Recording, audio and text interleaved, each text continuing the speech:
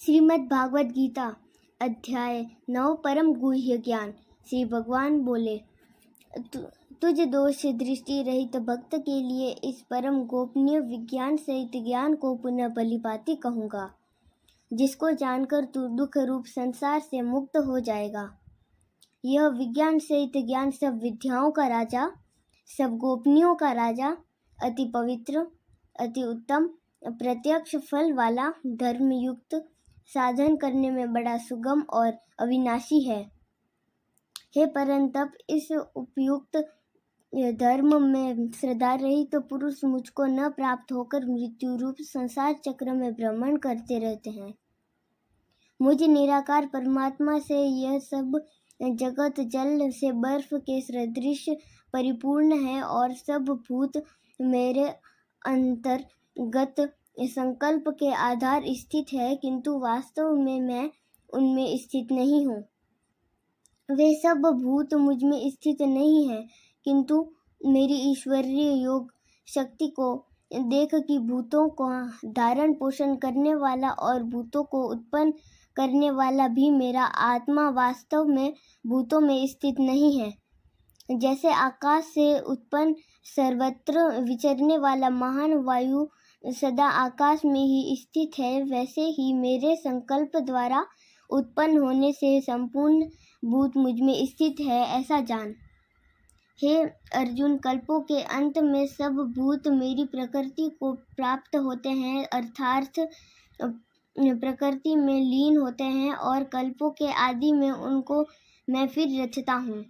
अपनी प्रकृति को अंगीकार करके स्वभाव के बल से परतंत्र हुए इस संपूर्ण भूत समुदाय को बार बार उनके कर्मों के अनुसार रचता हूँ। हे अर्जुन, उन कर्मों में आसक्ति रहित और उदासीन के सदृश स्थित मुझ परमात्मा को वे कर्म नहीं बांधते। हे अर्जुन, मुझ अधिष्ठाता के सकाश से प्रकृति चराचर सहित सर्व जगत को रचती है, और इस हेतु से ही यह संसार चक्र घूम रहा है। मेरे परम भाव को न जानने वाले मूढ़ लोग मनुष्य को शरीर धारण करने वाले मुझ संपूर्ण भूतों के महान ईश्वर को तुच्छ समझते हैं, अर्थात अपनी योग माया से संसार के उद्धार के लिए मनुष्य रूप में विचरते हुए मुझ परमेश्वर को साधारण मनुष्य मानते हैं। वे व्यर्थ आशा, व्यर्थ कर्म और व्यर्थ ज्ञान वाले विक्षिप्त चित्त अज्ञानी जन राक्षसी, असुरी और मोहिनी प्रकृति को ही धारण किए रहते हैं। परंतु हे कुंती पुत्र, दैवी प्रकृति के आश्रित महात्मा जन मुझको सब भूतों का सनातन कारण और नाश रहित अक्षर स्वरूप जानकर अनन्य मन से युक्त होकर निरंतर भजते हैं। वे दृढ़ निश्चय वाले भक्तजन निरंतर मेरे नाम और गुणों का कीर्तन करते हुए तथा मेरी प्राप्ति के लिए यत्न करते हुए और मुझको बार बार प्रणाम करते हुए सदा मेरे ध्यान में युक्त होकर अनन्य प्रेम से मेरी उपासना करते हैं। दूसरे ज्ञान योग्य मुझे निर्गुण निराकार ब्रह्म का ज्ञान यज्ञ द्वारा अभिन्न भाव से पूजन करते हुए भी मेरी उपासना करते हैं, और दूसरे मनुष्य बहुत प्रकार से स्थित मुझ विराट स्वरूप परमेश्वर की पृथक भाव से उपासना करते हैं।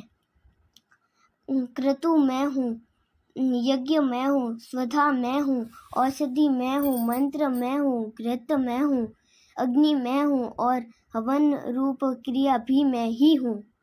इस संपूर्ण जगत का दाता अर्थात धारण करने वाला एवं कर्मों के फल को देने वाला पिता, माता, पितामह, जानने योग्य पवित्र ओंकार तथा ऋग्वेद, सामवेद और यजुर्वेद भी मैं ही हूँ।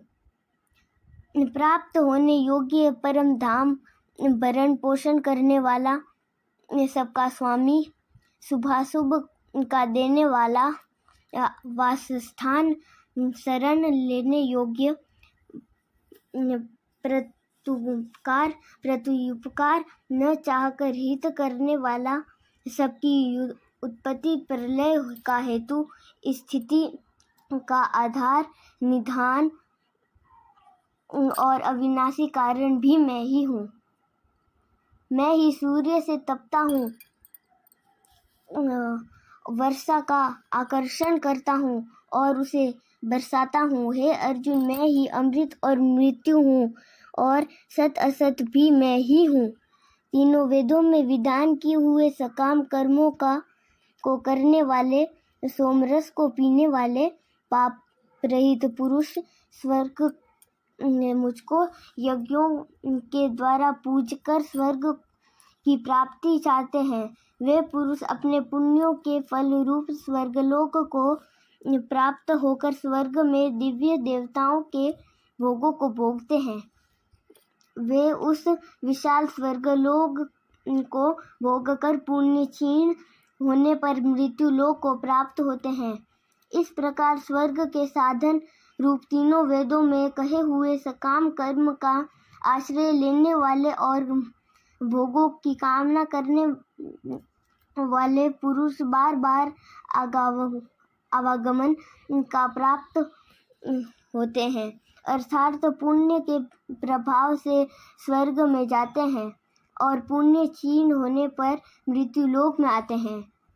जो अनन्य प्रेमी भक्तजन मुझ परमेश्वर को निरंतर चिंतन करते हुए निष्काम भाव से भजते हैं, उन नित्य निरंतर मेरा चिंतन करने वाले पुरुषों का योगक्षेम मैं स्वयं प्राप्त कर देता हूँ।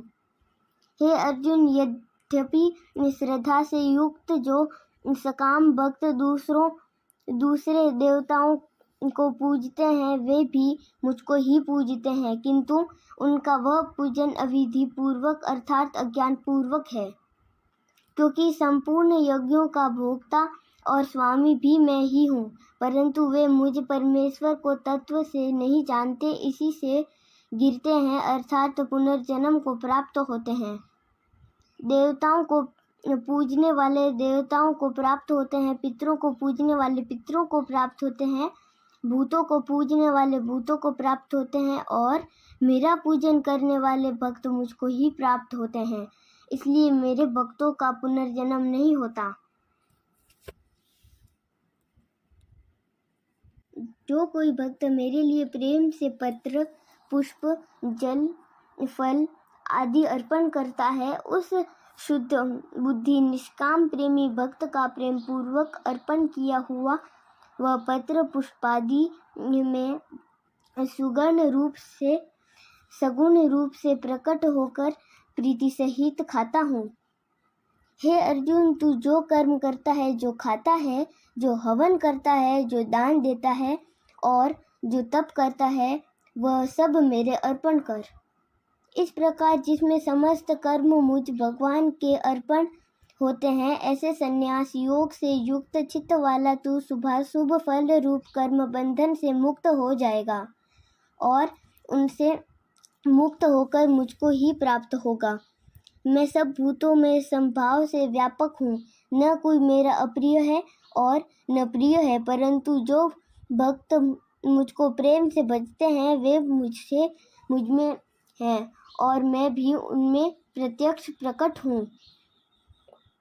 यदि कोई अतिशय दुराचारी भी अनन्य भाव से मेरा भक्त होकर मुझको भजता है, तो वह साधु ही मानने योग्य है, क्योंकि वह यथार्थ निश्चय वाला अर्थात भजन के समान अर्थात उसने भली भांति निश्चय कर लिया है कि परमेश्वर के भजन के समान अन्य कुछ भी नहीं है।